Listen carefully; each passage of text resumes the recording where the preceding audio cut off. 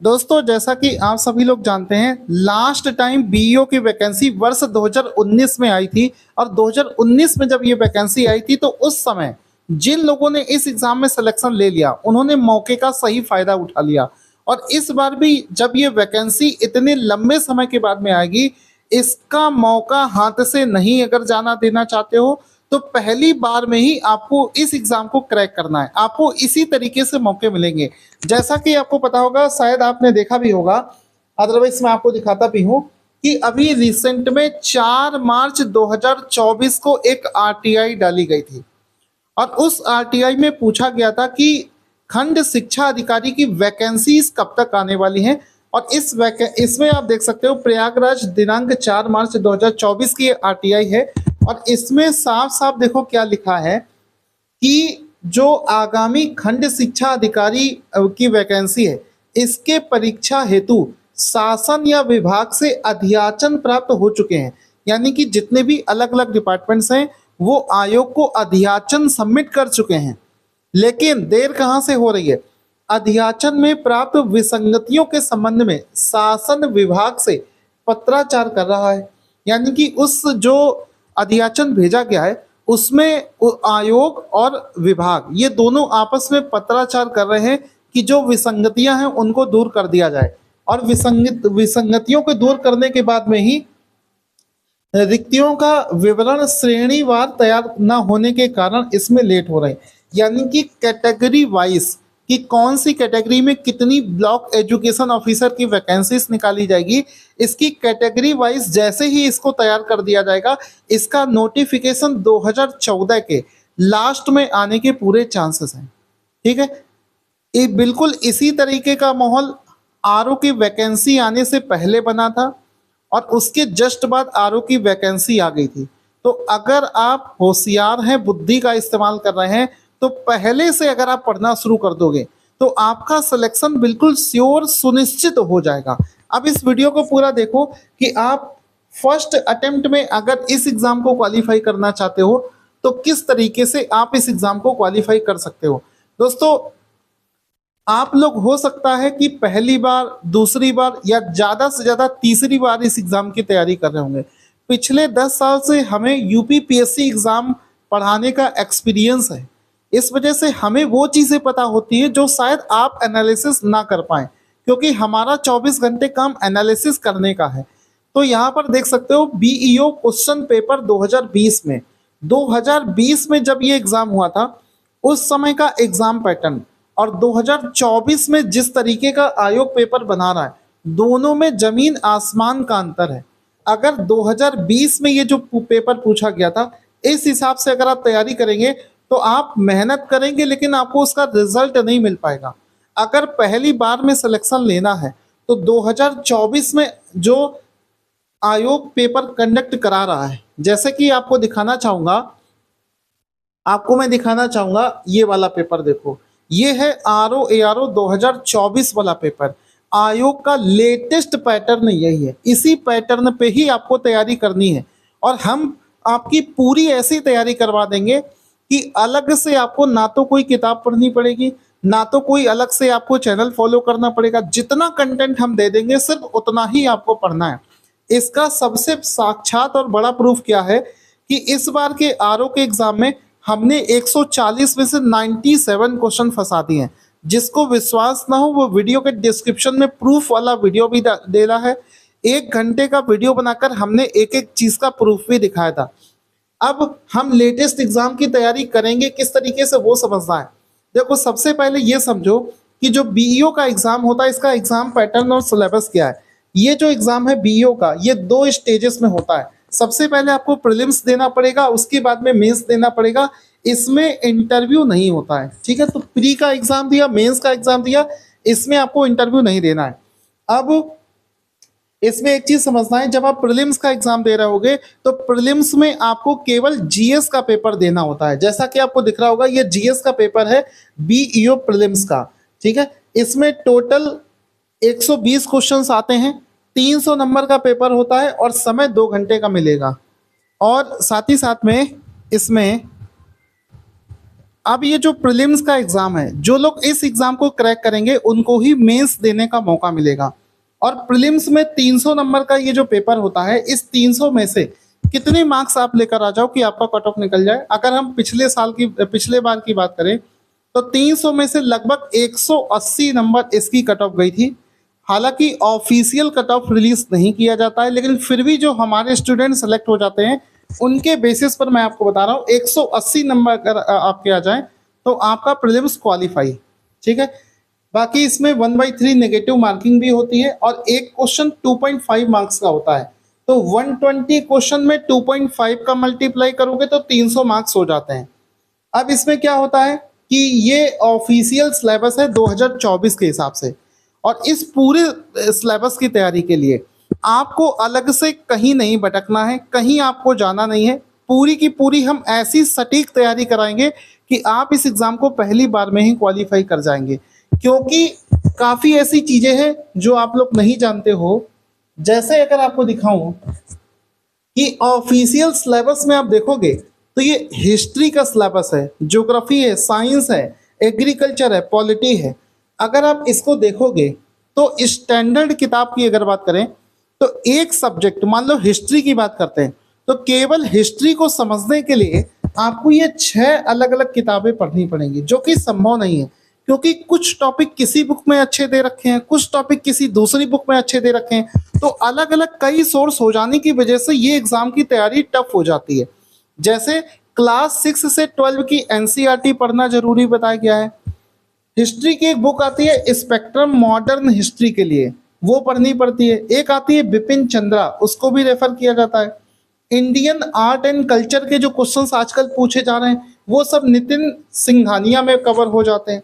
R S Sharma से ancient पढ़ते हैं और मेडिवल सतीश चंद्रा वाली बुक से पढ़ते हैं। तो ओवरऑल देखोगे तो 6 अलग अलग किताबें पढ़नी पड़ेंगी। क्या ये 6 अलग अलग किताबें पढ़ना संभव है? ये किताबें आप देख सकते हो, एनसीईआरटी, आर एस शर्मा और ये बिपिन चंद्रा। तो अलग अलग 6 किताबों को पढ़ना इतना आसान नहीं है। अगर आप इन किताबों को पढ़ने में लग जाओगे तो इनसे क्वेश्चन किस टाइप से पूछा जाता है वहां तक नहीं पहुंच पाओगे। इस वजह से अगर आप चाहते हो कि आपको कहीं भटकना ना पड़े, हमने जो अपना कोर्स बनाया है उसमें इन सब किताबों का निचोड़, यहाँ से जो चीज़ें इंपॉर्टेंट है वो निकाली, यहाँ से जो चीज़ इंपॉर्टेंट है वो निकाली, यहाँ से जो चीज़ इंपॉर्टेंट है वो निकाली। साथ ही साथ में आरओ के 5 साल के क्वेश्चन, यूपी पीएससी के 5 सालों के क्वेश्चन और बीईओ के पैटर्न के हिसाब से जो क्वेश्चंस बनते हैं वो सारे क्वेश्चन भी हमने एक ही जगह करवा दिए। इकलौता ऐसा कंटेंट है हमारा जिसमें आपको थ्योरी प्लस क्वेश्चन दोनों एक साथ दिए जा रहे हैं। अदरवाइज आप इंडिया में किसी भी कोचिंग में पढ़ोगे आपको सिर्फ और सिर्फ थ्योरी पढ़ाई जाएगी, क्वेश्चन आपको खुद से लगाने होते हैं। तो आपको वो यहाँ नहीं करना पड़ेगा। तो ये इस तरीके से आपको पढ़ाया जाएगा। इसी तरीके से अगर हम ज्योग्राफी की बात करें तो ज्योग्राफी में भी ये 4 से 5 किताबें आपको पढ़नी पड़ती हैं, जिसके लिए हमने अलग से अपना कोर्स बना रखा है, जिसमें ये 4 से 5 किताबों से निकाल कर एक निचोड़ हमने तैयार किया है अपने बैच में, जिसमें थ्योरी और क्वेश्चन दोनों करवा दिए गए हैं। आपको अलग से कहीं भटकने की जरूरत नहीं पड़ेगी और आसानी से आप इसको भी कवर कर पाएंगे। इसी तरीके से ये देखो, साइंस की बुक रही, इकोनॉमी की बुक रही, सारे सब्जेक्टों की बुकों के स्टैंडर्ड नेम मैंने यहाँ पर आपको दिखा दिए हैं कि किस तरीके से आपको तैयारी करनी है। लेकिन अगर आप इसको खुद से करना चाहते हो तो खुद से कर सकते हो, अदरवाइज बैच लेकर कर सकते हो। अब एक चीज़ और ध्यान देना कि चूंकि हम लोग पिछले 10 साल से ज़्यादा इस एग्ज़ाम के लिए पढ़ा रहे हैं तो बहुत सारी ऐसी चीज़ें होती हैं। आपको दिखाना चाहूँगा, ये रहे आयोग की तरफ से कंडक्ट किए जाने वाले सारे पेपर, पिछले 5 साल के पीसीएस के पेपर, आरओ के, बीईओ के या आयोग और भी जो एग्ज़ाम कराता है उसके सारे ये पेपर। और इन पेपर के एनालिसिस करने से एक चीज़ पता चलती है कि लगभग पूरे पेपर में 50 से 60 ऐसे टॉपिक हैं जो हर दूसरे साल पूछे ही जाने हैं, बिल्कुल फिक्स है, पहले से पता होता है कि ये टॉपिक आना ही आना है। For example, greenhouse gas हर दूसरे साल पूछ रहा है, ओजोन लेयर हर दूसरे साल पूछ रहा है, smart city about current affairs का टॉपिक है, हर दूसरे साल पूछा जाता है, टाइगर पॉपुलेशन, ठीक है, एलिफेंट पॉपुलेशन, कुछ ऐसे टॉपिक हैं जहां से क्वेश्चन श्योर शॉर्ट बनना ही है। तो हमने ऐसे 50 से 60 टॉपिक को आइडेंटिफाई कर लिया है, ठीक है, और वो वहां से क्वेश्चन बन नहीं है, तो सीधी सी बात है, अगर उनको आप पहले पढ़ लोगे तो आपके नंबर फिक्स हैं कि 50-60 क्वेश्चन तो आप ऐसे ही सही कराओगे, मुश्किल से मुश्किल 2 से 3 दिन पढ़ाई करके। इसी तरीके का ट्रिक का यूज करके अगर आप देखोगे तो सारे सब्जेक्टों में, जैसे कि ज्योग्राफी में वो सारे टॉपिक जो एग्जाम में बार बार पूछे जा रहे हैं पिछले 5 सालों में, ये हमने अलग से लिख रखे हैं। ये देखो, ये सब ज्योग्राफी के टॉपिक हैं। करंट जीके के जो टॉपिक जो बार बार पूछे जा रहे हैं, जैसे अगर नोबेल प्राइज दिया गया है तो नोबेल प्राइज का 2 क्वेश्चन पूछा ही जाना है, एशियन गेम्स का 2 क्वेश्चन पूछा ही जाना है, इसके अलावा नेशनल फिल्म अवार्ड जरूर पूछता है, स्मार्ट सिटी अवार्ड जरूर पूछता है, टाइगर रिजर्व, यूपी का बजट, केंद्रीय बजट, ये सब क्वेश्चन जो है एग्जाम में 100% पूछे जाते हैं। इसी तरीके से हिस्ट्री में, ज्योग्राफी में, पॉलिटी में, साइंस में, सारे सब्जेक्टों में कुछ न कुछ ऐसे टॉपिक होते हैं जहां से क्वेश्चन बिल्कुल फिक्स है आना, और वो सारे के सारे टॉपिक हमने एक जगह लिख रखे हैं। आपको वो सारे टॉपिक हम करा देंगे, तो कम समय में आपके मार्क्स सिक्योर हो जाएंगे। भाई इतने मार्क्स तो मेरे कहीं नहीं गए। बाकी समय में हम आपको पूरा सिलेबस जब पढ़ाएंगे तो आप उस हिसाब से इसकी तैयारी कर लोगे। अब समझना कि जब आपने प्रीलिम्स की तैयारी कर ली तो प्रीलिम्स का सिलेबस आप ये देख सकते हो। इसके बाद में अगर हम एनालिसिस करें कि हमें कौन सा सब्जेक्ट पहले पढ़ना है, कौन सा बाद में पढ़ना है, अगर बीईओ का पेपर जो 2020 में हुआ था उसकी एनालिसिस देखें तो करंट अफेयर्स के लगभग 21 क्वेश्चन एग्जाम में पूछे गए थे, ज्योग्राफी के 18 क्वेश्चन पूछे गए थे, हिस्ट्री के 14, साइंस के 15, पॉलिटी के 8, एग्रीकल्चर के 4, जनसंख्या नगरीकरण के 5, इकोनॉमी से 6, मैथ के 6, रीजनिंग 6, यूपीजी के 6, मैथ 6, कंप्यूटर 5। तो ओवरऑल अगर आप देखोगे तो जो सब्जेक्ट सबसे ज्यादा पूछा जा रहा है यानी कि ज्योग्राफी, उसको पहले पढ़ना है। ये चीज आपको कोई बताएगा नहीं। आप अगर शुरुआत करोगे तो हो सकता है आप हिस्ट्री पढ़ने लग जाओ, नहीं, जो चीज एग्जाम में ज्यादा पूछी जाती है उसको पहले पढ़ो, क्योंकि आपकी एनर्जी शुरुआत में ज्यादा होती है और इसको ज्यादा अच्छे से पढ़ना है। इसी तरीके से शुरुआत के 5 subject current affairs, geography, history, science और पॉलिटी, ठीक है, ये 5 चीजें अगर आपने अच्छे से कर ली सबसे पहले और बाकी सब चीजें बाद में पढ़ना है, तो ये 5 चीजें भी अगर आप अच्छे से पढ़ लोगे तो भी आपका सिलेक्शन के चांसेस दूसरों की तुलना में ज्यादा रहेगा, क्योंकि इस समय कंपटीशन बढ़ता जा रहा है, हर किसी को जॉब चाहिए। अगर आप पहली बार में इसको निकालना चाहते हैं तो इस तरीके से अगर आप फॉलो करोगे तो आपका एग्जाम निकलेगा। अब चूंकि आपने प्रीलिम्स का एग्जाम क्वालिफाई कर लिया, अब बात करते हैं मेंस के एग्जाम में। इसके मेंस के एग्जाम में क्या आता है, तो अगर हम मेंस का पैटर्न देखें तो मेंस में टोटल 400 नंबर का पेपर होता है, ठीक है, और इस 400 नंबर में जितने आपके मार्क्स आएंगे उसके बेसिस पर ही आपका सिलेक्शन होगा, ठीक है। यहां पर देख सकते हैं 400 नंबर में क्या पूछा जाता है।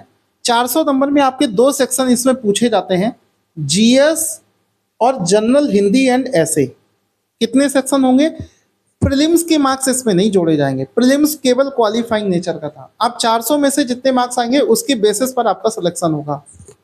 जीएस और जनरल हिंदी एंड ऐसे 2 सेक्शन पूछे जाएंगे, 200 नंबर का जीएस होगा और 200 नंबर का ये नीचे वाला सेक्शन होगा। अब जीएस में क्या होगा, जीएस में 3 सेक्शन होंगे, ए बी सी। ए तीनों में 10-10 और 20 क्वेश्चंस पूछे जाएंगे। ये 10 नंबर के 125 पर के हिसाब से, वर्ड के हिसाब से आपको लिखना पड़ेगा। 100 नंबर इसका होगा, 60 नंबर इसका होगा और 40 नंबर इसका होगा। तो 200 नंबर ये हो गए। और इसके बाद में दूसरा जो सेक्शन है वो है जनरल हिंदी और ऐसे यानी कि निबंध। ये हम अपने मेंस के बैच में पढ़ाएंगे। तो जनरल हिंदी 100 नंबर का पूछा जाएगा और ऐसे आपका 100 नंबर का।